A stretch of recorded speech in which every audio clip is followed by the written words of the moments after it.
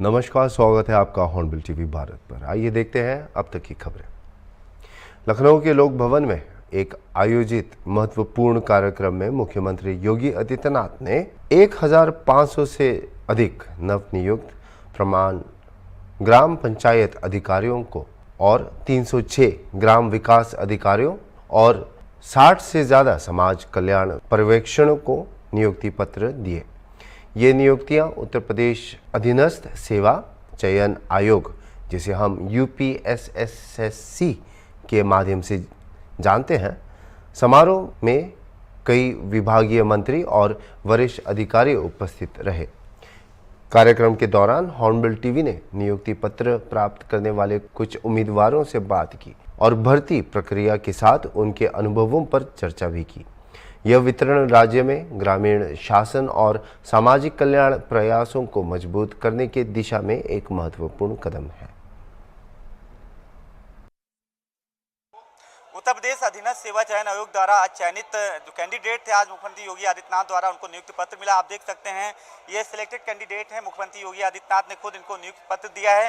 साथ में इनसे इनके जो एक्सपीरियंस थे उनसे भी उनको शेयर किया, उनसे बातें भी की हैं और पूछा कि वाकई में जो भर्ती हुई है निष्पक्ष और पारदर्शी तरीके से हुई है कि नहीं हुई। इन लोगों ने अपने जो अनुभव थे और कैसे बताया कि भर्ती के दौरान क्या क्या हुआ। हमारे साथ सिलेक्टेड कैंडिडेट हैं, उनसे बात करेंगे। क्या नाम है आपका? ज्ञानेंद्र सिंह। आपका किस पद पे चयन हुआ? पहला तो सवाल ये है। ग्राम पंचायत अधिकारी। ग्राम पंचायत अधिकारी पे हुआ है। जैसे मुख्यमंत्री जी कह रहे थे कि बिल्कुल निष्पक्ष और पारदर्शी तरीके से भर्ती हुई है, क्या वाकई में निष्पक्ष और पारदर्शी तरीके से भर्ती? बिल्कुल नीट एंड क्लीन, प्रॉपर। क्या लगता है 2017 से पहले ऐसा नहीं होता था? नहीं, 17 से पहले तो हमने मतलब उससे पहले नहीं होता था, लेकिन अभी तो मतलब इसमें जो है नीट एंड क्लीन, पूरा नीट एंड क्लीन है। सरकार की उम्मीदों पर आप कैसा उतरेंगे, खरा उतरेंगे? आपको निष्पक्ष और पारदर्शी तरीके से भर्ती हुई है, कैसे यूपी के विकास में अपना योगदान देंगे जैसे मुख्यमंत्री जी कह रहे थे? बिल्कुल। जो ये जो है फर्स्ट प्लेयर है ग्राम पंचायत जो है काम का, तो हम लोगों को जो भी हम उत्तरदायित्व दिए जाएंगे उनका निर्वहन हम लोग करेंगे ईमानदारी से, और ईमानदारी से निर्वहन करेंगे। और भी कैंडिडेट हैं। क्या नाम मैम आपका? रितिका शुक्ला। आप किस पद पे आपका चयन हुआ? मेरा चयन ग्राम पंचायत अधिकारी के पद पर हुआ है।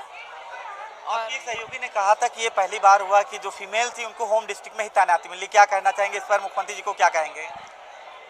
जी, अब पहले भी वैसे ऐसे हुआ है, लेकिन इस बार मैंने ये चीज़ देखी है कि मोस्टली लोगों को उनका गृह जनपद दे दिया गया है, तो ये एक अच्छी चीज़ है। कैसे सरकार की उम्मीदों पर आप खरा उतरेंगे? आपको भर्ती भी हो गई, नियुक्ति पत्र भी मिल गया है। मेरा अपना पूरा प्रयास रहेगा कि जिस काम के लिए मुझे नियुक्त किया गया है, जिस पंचायती राज के लिए, जिस सरकारी योजनाओं को ज़मीन तक पहुंचाने के लिए, मैं उस पर पूरा अपना प्रयास करूंगी करने का, खरी उतरने का प्रयास। सरकारी योजनाओं को ज़मीन पर उतारने के लिए पूरा प्रयास करेंगे जैसे कि आपने बताया। और भी लोग हैं। मैम क्या नाम है आपका? सर सपना पाल जी सर। क्या जो आपकी जो भर्ती हुई है क्या कहना चाहेंगी? सर हम यही कहना चाहेंगे सर, मुख्यमंत्री जी का बहुत बहुत धन्यवाद सर, इस भर्ती को पूरी पारदर्शिता और निष्पक्षता से पूरा कराने के लिए सर। ये सर। मैम आप क्या कहेंगे? सर बहुत खुश है सर। बहुत खुश तो हैं, आपको नियुक्ति पत्र मिल गया है। कैसे सरकार की उम्मीदों पर खरा उतरेंगे, कैसे यूपी के विकास में अपना योगदान देंगे जैसे मुख्यमंत्री योगी आदित्यनाथ जी कह रहे थे? जी सर, बिल्कुल सर, राज्य के और देश के एक जागरूक और जिम्मेदार युवा होने के नाते सर बिल्कुल सर अपने पद की गरिमा बनाए रखेंगे और खूब सेवा सर पंचायत की जाएगी। जी मैम क्या नाम है आपका? सोनल गुप्ता। जी, आप जैसे कि मुख्यमंत्री योगी आदित्यनाथ जी कह रहे थे, वाकई में टैलेंट के आधार पे ही नौकरी मिली कि कहीं आपका लेन देन हुआ है? नहीं जी, ऐसा कुछ नहीं है, हमने कहीं कुछ नहीं किया है। एकदम ये निष्पक्षता को देखते हुए पूरी भर्ती प्रक्रिया हुई है। अच्छा, आपकी भर्ती प्रक्रिया हो गई, नियुक्ति पत्र भी मिल गया। सरकार कह रहे थे, मुख्यमंत्री जी कह रहे थे कि अब उनकी भी उपेक्षाएं होती, यूपी के विकास के योगदान में आप लोग कितना योगदान देंगे, क्योंकि बहुत महत्वपूर्ण पद है आपका, बहुत महत्वपूर्ण विभाग है। हाँ जी, ये जो हमारा पद है ये एकदम से ज़मीनी स्तर से जुड़ा हुआ है। हम इसमें बिल्कुल अपना हमारा जो योगदान है वो हम एकदम निष्पक्षता से करेंगे। हाँ, ये भर्ती बहुत ही पारदर्शी तरीके से हुई है और मेरा जो है चयन ग्राम पंचायत अधिकारी के पद पर हुआ है। मैं हरदोई जनपद की निवासी हूँ और नहीं, बहुत अच्छे तरीके से हुआ है क्योंकि हम लोगों का मेडिकल से लेके सब कुछ, मेडिकल भी हो चुका है, तो कहीं भी किसी प्रकार का कोई हम लोगों ने पैसा नहीं दिया है। और हम लोग को होम डिस्ट्रिक्ट मिला है अपना, लड़कियों को स्पेशली जितनी भी लड़कियाँ आती है हमारे जिले की सबको होम डिस्ट्रिक्ट मिला है। तो हम लोग ना तो कोई सोर्स था ना तो कोई जान पहचान थी, उसके बाद भी हम लोगों को अपना जिला मिल गया है और हम लोग बहुत संतुष्ट हैं इस भर्ती प्रक्रिया से। जी, आज आप लोगों से सेलेक्ट हुए हैं, नियुक्ति पत्र भी मिला है, क्या कहना चाहेंगे? सर बहुत खुश है, बहुत मतलब ये खुशी जो है शब्दों के माध्यम से व्यक्त नहीं हो पा रही है। इसके लिए मैं माननीय मुख्यमंत्री जी को बहुत बहुत धन्यवाद ज्ञापित करता हूं कि उन्होंने जो एक परीक्षा प्रक्रिया अपनाई है, जो निष्पक्ष तरीके से एक चलन किया है। पहले की जो पूर्ववर्ती सरकारों में चीज़ें होती थी, वो उस चीज़ों को उन्होंने काफ़ी तरीके से पूरी आमूलचूल परिवर्तन किया। समय में ये भर्ती हुई है सर, ये भर्ती तो हुई है मेरे ख्याल से 5 साल में, हाँ, लेकिन थोड़ा सा कुछ कारण की वजह से ये वही, लेकिन माननीय मुख्यमंत्री जी ने उसको संज्ञान में लिया, फिर से भर्ती को निष्पक्ष तरीके से फिर से करवाया गया। जब उनको पता चला SIT गठित की गई इस पर, तो उनको पता चला ये सारी चीज़ें हुई। जाहिर सी बात है, उत्तर प्रदेश अधीनस्थ सेवा चयन आयोग द्वारा चयनित है, ग्राम विकास अधिकारी हैं, ग्राम पंचायत अधिकारी हैं और समाज कल्याण पर्यवेक्षक भी हैं, जिनको आज नियुक्ति पत्र मिला है। और भी कैंडिडेट हमारे साथ हैं, उनसे बात करेंगे। क्या नाम है आपका? वीरेंद्र प्रताप सिंह नाम है, मैं रायबरेली जिले से। वीरेंद्र जी, आज आपको कैसा लग रहा? मुख्यमंत्री योगी आदित्यनाथ जी स्वयं वहाँ पे थे, नियुक्ति पत्र दे रहे थे, क्या कहना चाहेंगे? अब खुशी की बात तो होती है, वो भी माननीय योगी जी के द्वारा मिला है, तो ये और ज़्यादा खुशी की बात है। बाकी एक अभ्यर्थी का पूरा जीवन ही समझ लीजिए, अब यहाँ से मेन जीवन तो अब शुरू होगा। अभी तक जो भी जर्नी थी, जैसी भी थी, वो सभी को पता होता है, अपना स्ट्रगल खुद ही को। तो बहुत ही महत्वपूर्ण विभाग है और मुख्यमंत्री जी भी कह रहे थे कि आपको निष्पक्ष और पारदर्शी तरीके से भर्ती हुई है, टैलेंट के आधार पर, क्रेडिबिलिटी के आधार पर हुई है। लेकिन यूपी के विकास में आप कैसे योगदान देंगे? पूरी जिस तरह से निष्पक्ष और ईमानदारी से भर्ती हुई है, क्या उसी निष्पक्ष और ईमानदारी से काम करेंगे? तो हमें जिम्मेदारी मिलेगी, उम्मीद भर पूरा मैं उसको ईमानदारी से निर्वहन करने का प्रयास करूँगा। और थैंक यू। और भी लोग मेरे साथ मौजूद हैं, आप कुछ कहना चाह रहे हैं? नियुक्ति पत्र पाए हैं जी, क्या कहेंगे? सर मेरा चयन बहराइच से हुआ है। मैं इस नियुक्ति प्रक्रिया के बारे में बताना चाहूँगा। बहुत ही निष्पक्ष प्रक्रिया हुई है और नियुक्ति प्रक्रिया के साथ साथ कल से जो हम लोगों की व्यवस्था हम लोगों को दी गई है वो अभूतपूर्व है। और मुझे नहीं लगता माननीय योगी आदित्यनाथ जी के अलावा अगर कोई सरकार होती तो ऐसी व्यवस्था हम लोगों को दे पाती है। कैसे सरकार की उम्मीदों पे खरा उतरेंगे? नियुक्ति पत्र तो मिल गया है, मुख्यमंत्री जी कह रहे थे बहुत महत्वपूर्ण विभाग हैं, कैसे यूपी के विकास में अपना योगदान देंगे? सर जैसे हम लोगों की नियुक्ति प्रक्रिया में विज्ञापन से लेके डॉक्यूमेंट वेरिफिकेशन और सारी प्रक्रियाओं में हमें कहीं भी कोई भी रिश्वत 1 रुपया भी नहीं देना पड़ा है। तो हम पूरी कोशिश करेंगे कि हमें पंचायतों में हम भी एकदम निष्पक्ष होकर और एकदम ईमानदार होकर कार्य कर सकें। आप सिलेक्टेड कैंडिडेट थे जिनको मुख्यमंत्री योगी आदित्यनाथ ने आज नियुक्ति पत्र दिया है, ज्वाइनिंग लेटर दिया है, जिनका साफ कहना है कि जैसे उनको भर्ती हुई उसी निष्पक्ष और पारदर्शी तरीके से वो लोगों का काम करेंगे ताकि यूपी के विकास में उनका भी अपना योगदान हो सके। क्या नाम है आपका? मेरा नाम अजय गौतम है। मैं ग्राम पंचायत अधिकारी के रूप में वाराणसी में सिलेक्ट हुआ हूं और ये हमारी वैकेंसी जो है 2018 की है, जो कि री एग्ज़ाम के रूप में पुनः हुई है और पूरी निष्पक्ष और ईमानदारी और पारदर्शिता के रूप में हुई है, और जिसके कारण आज हम लोग यहाँ पे उपस्थित हुए हैं।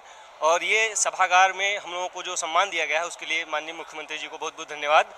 और हम उम्मीद करते हैं कि इसी तरह हमारे प्रदेश को आगे ले जाने में मुख्यमंत्री जी योगदान देंगे। मुख्यमंत्री जी तो देंगे, आप कैसे योगदान देंगे विकास में? देखिए, ग्राम पंचायतें जो होती हैं वो हमारे ग्राम के प्रमुख होती हैं, जो कि हमारे ग्राम के विकास के साथ साथ हमारे देश के विकास से जुड़ी होती हैं, जिसके लिए हमारी जो योजनाएं होती हैं उनका क्रियान्वयन बहुत ईमानदारी बात है। ये सब सिलेक्टेड कैंडिडेट हैं, इनका साफ कहना है जिस तरह से निष्पक्ष और पारदर्शी तरीके से इनकी भर्तियां हुई है, नियुक्ति हुई है, उसी निष्पक्ष और पारदर्शी तरीके से वो काम करेंगे ताकि यूपी के विकास में इनका भी योगदान हो सके। वीडियो जर्नलिस्ट विजय के साथ अनूप चौधरी, हॉर्नबिल टीवी, लखनऊ। 24 अक्टूबर 2024 को मुख्यमंत्री विष्णुदेव साय की अध्यक्षता में छत्तीसगढ़ खनिज विकास निधि सलाहकार समिति की 20वीं बैठक उनके निवास कार्यालय में आयोजित हुई। बैठक में विभिन्न खनिज परियोजनाओं और अधोसंरचना कार्यों के लिए वित्तीय स्वीकृति प्रदान की गई। मुख्यमंत्री ने अधिकारियों से निधि के पूर्व निर्णय और उपयोग पर चर्चा की और राज्य में अधोसंरचना निर्माण पर ध्यान केंद्रित करने के निर्देश दिए। बैठक में डोंगरगढ़ कबीरधाम मुंगोली कटघोरा रेल मार्ग के लिए 300 करोड़ रुपए और खनिज अन्वेषण व IT आधारित नियमन के लिए 83 करोड़ रुपए स्वीकृत किए गए। इसके अलावा खनिज राजस्व वृद्धि और सुधार के लिए 20 करोड़ रुपए का अतिरिक्त प्रावधान भी किया गया। हर साल खनिज विभाग द्वारा प्राप्त राजस्व का 5% हिस्सा इस निधि के तहत आरक्षित किया जाता है, जिसका उपयोग आवश्यक अधोसंरचना विकास के लिए किया जाता है।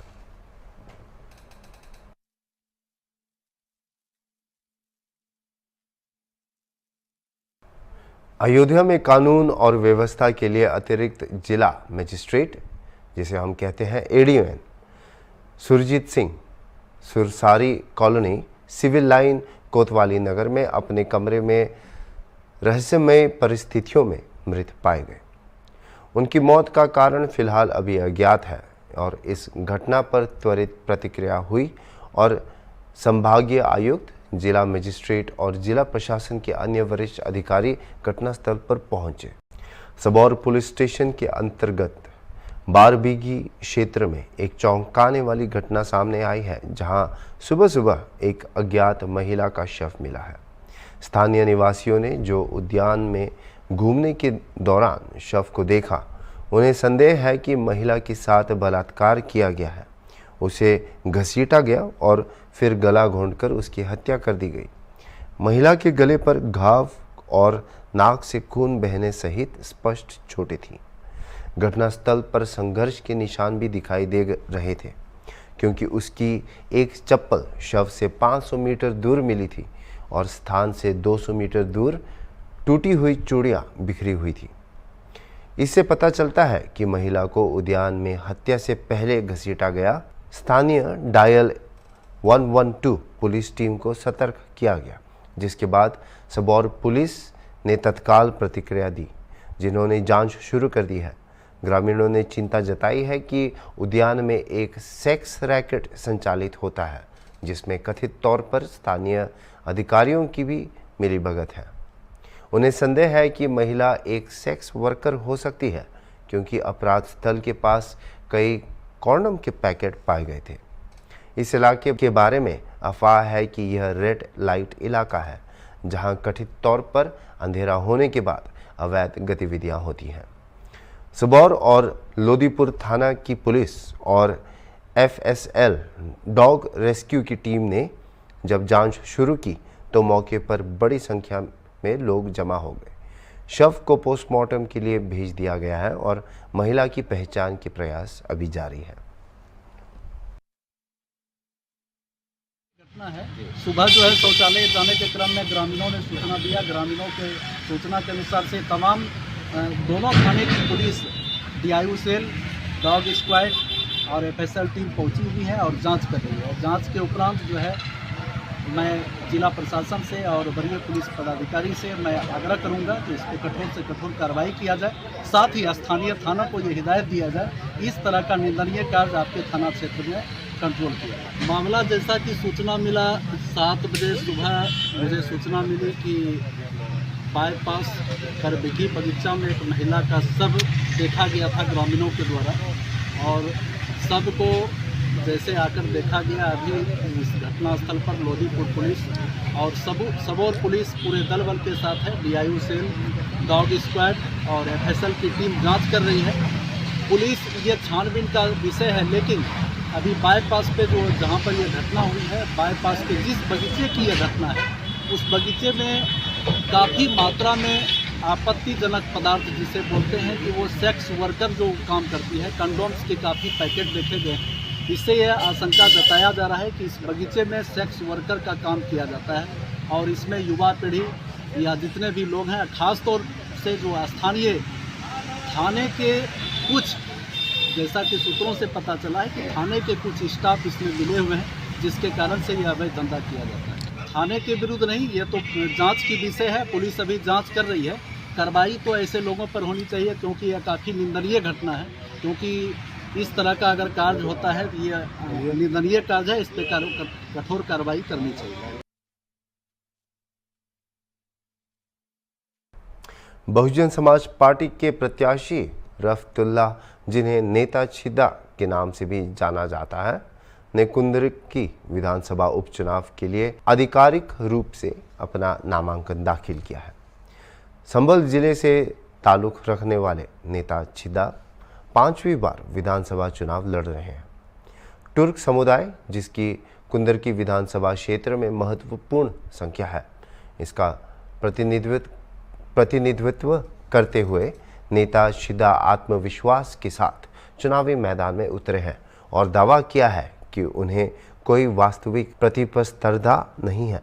समाजवादी पार्टी के पूर्व सांसद एसटी हसन द्वारा बीएसपी को वोट काटने वाली पार्टी कहने पर नेता छिद्दा ने जवाबी हमला किया और कहा कि कुछ पार्टियों ने मुसलमानों को गुमराह कर उनके वोट हासिल किए हैं।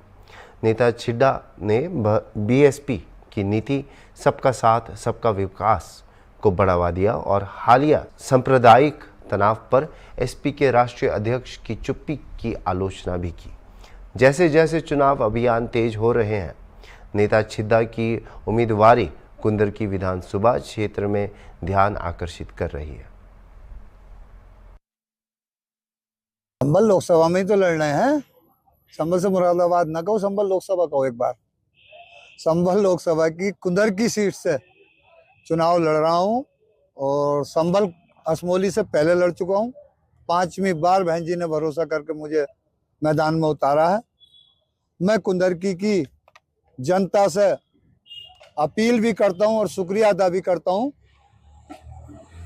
कि वो मेरा साथ देंगे, मैं उनके साथ खड़ा रहूंगा। बहुजन समाज पार्टी की जो नीति है वो किसी को बांटने की नहीं, सबके साथ सबका विकास, हर समाज का। हाँ, बिरादरी की बहुत बात हो रही है कुंदरकी पे, आप उसी बिरादरी से आते हैं। हाँ जी। कितना वोट बैंक है तुर्क बिरादरी का आपका? तो ये तो आप देख ही रहे हैं कि बसपा भी 3 बार तुर्क बिरादरी से जीती, सापा भी जीती, वहां तो तुर्कों का ही है। लेकिन सबका वोट, मैं निरे खाली तुर्कों की बात नहीं कर रहा, वोट सबका ही मिलना चाहिए। तो सबका वोट मिलेगा और बाकी तो मैं तुर्क हुई, अब आप कह रहे हो तो उसमें भी झुटला नहीं जा सकता।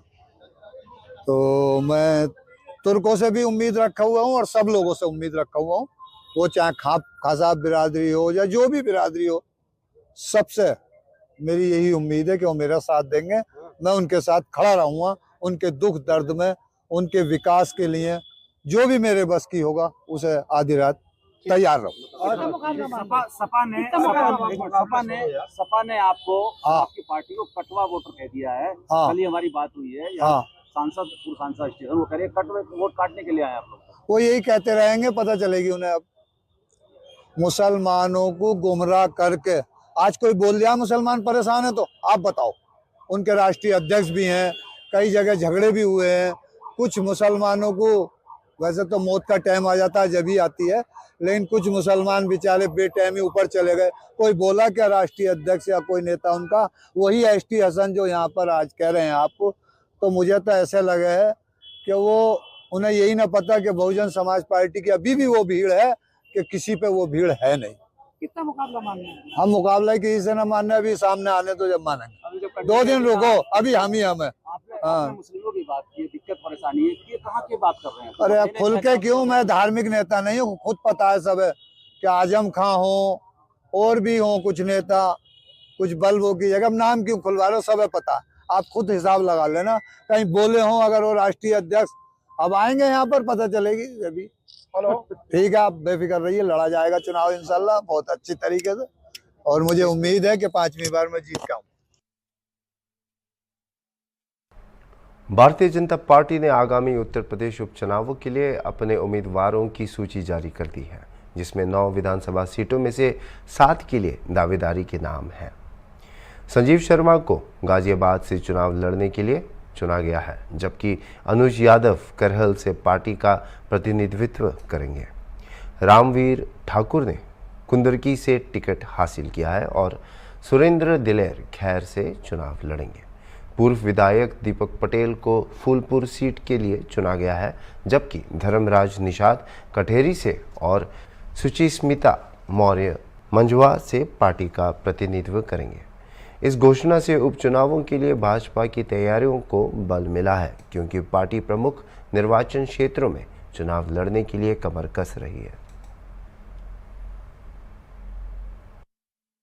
भारतीय जनता पार्टी के केंद्रीय नेतृत्व ने आज 7 विधानसभा उपचुनावों के लिए कैंडिडेट का ऐलान कर दिया है और 2 सीटें अभी फिलहाल उन पर अभी भी मंथन जारी है। लेकिन जिन नामों के, जिसमें बड़े बड़े दावेदार थे, कहा जा रहा था कि उन जो दावेदार थे उनके नामों का ऐलान होना था, लेकिन काफ़ी सोच विचार और विचार मंथन के बाद भारतीय जनता पार्टी ने 7 विधानसभा सीटों के लिए आज कैंडिडेट का ऐलान कर दिया। और भारतीय जनता पार्टी का दावा है जितने भी 9 विधानसभा सीटों के लिए उपचुनाव के लिए होने हैं उनमें भारतीय जनता पार्टी लगातार कह रही है कि इस बार 9 का 9 सीटें भारतीय जनता पार्टी के ही खाते में आएगी। हालांकि कौन जीतेगा कौन हारेगा ये रिजल्ट ही बताएगा, लेकिन भारतीय जनता पार्टी अपनी तरह से पूरी तैयारी में है। उसका लगातार दावा है कि जो 9 सीटें हैं जिस पर विधानसभा का उपचुनाव होना है वो भारतीय जनता पार्टी ही जीतेगी।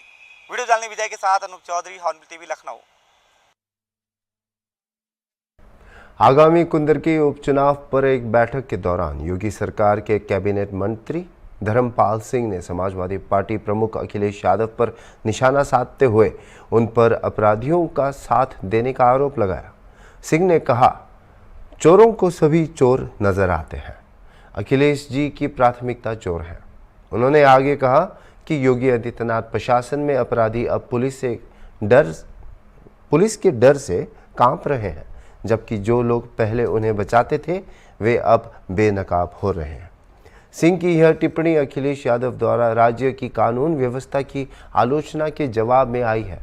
मंत्री ने कहा कि यादव के आरोप उन लोगों के साथ उनकी जुड़ाव पर आधारित है जो गलत काम करने वालों को संरक्षण देते हैं, जिससे वे उन्हीं तत्वों के साथ जुड़ जाते हैं जिन पर सरकार कार्रवाई कर रही है। ये एक और गर्मागर्म बहस का संकेत है, क्योंकि महत्वपूर्ण चुनाव से पहले राजनीतिक तापमान बढ़ रहा है। देखिए, माननीय मुख्यमंत्री योगी आदित्यनाथ जी ने कुंदरकी विधानसभा के उपचुनाव के लिए मंत्री समूह का एक गठन किया है, जिसमें मैं धर्मपाल सिंह, JPS राठौर, राज्यमंत्री स्वतंत्र प्रभार, जसप्रीत सिंह सैनी और आदरणीय गुलाब देवी जी, हम चारों मंत्रियों का समूह निरंतरता में कुंदरकी विधानसभा में काम कर रहे हैं और निश्चित रूप से यहाँ सकारात्मकता का वातावरण है, कार्यकर्ताओं में उत्साह है और भारतीय जनता पार्टी का चुनाव हम विकास और सुरक्षा के नाम पर जीतने का काम करेंगे। कुंदरकी उपचुनाव में विशेष रणनीति है, कार्यकर्ता उत्साहित है और यहाँ जो माहौल खराब किया गया है, विकास नहीं है, विनाश की राजनीति की गई है। कुंदरकी में अब विकास की राजनीति होगी, इसलिए यहाँ की जनता भारतीय जनता पार्टी के प्रत्याशी को उपचुनाव जिताने का काम करेगी। देखिए, हम 2000 अब ये वर्तमान चुनाव तो जीतेंगे, उपचुनाव 2027 का भी चुनाव जीतेंगे। ये इनकी आपसी कलह रहेगी, इंडी गठबंधन सब शब्द नहीं हो पाएगा और भारतीय जनता पार्टी राष्ट्र की नहीं दुनिया की सबसे बड़ी पार्टी है और जिसको जनता ने स्वीकार्यता प्रदान की। देखिए, गठबंधन का भी प्रमाण मिला है। हरियाणा का चुनाव भारतीय जनता पार्टी जीती है, गठबंधन धराशायी हो गया और उत्तर प्रदेश में भी हमारी जो 9 विधानसभा का उपचुनाव हो रहा है, यहाँ भी गठबंधन धराशायी होगा, भारतीय जनता पार्टी चुनाव जीतेगी। अखिलेश यादव और बाकी विपक्ष क्या करता है ये तो उनके आधार पर है। भारतीय माननीय मोदी योगी जी ने जो कहा है, कटने का ये संगठनात्मक विषय, संगठन इधर उधर हो जाता है तो फिर बढ़ जाता है, तो इसलिए ये कटने की बात जो कही है बिल्कुल सार्थक है। अब भारतीय जनता पार्टी बिल्कुल एकत्र होकर चुनाव लड़ रही है, ऐसा है, अभी सब समझ में आ रहा है। देखिए, अपराध और अपराधियों को श्रेय देना समाजवादी पार्टी की प्राथमिकता है, जनता इसे नकारेगी। आज उत्तर प्रदेश में कानून का राज्य है, भय समाप्त है, माँ बहन बेटी की इज्जत आबरू सुरक्षित है, इसलिए आम नागरिक अच्छे कानून के लिए माननीय मोदी योगी जी को चुनने का काम करेगा उत्तर प्रदेश में। अभी के लिए इतना ही और खबरों के लिए आप देखते रहिए हॉर्नबिल टीवी।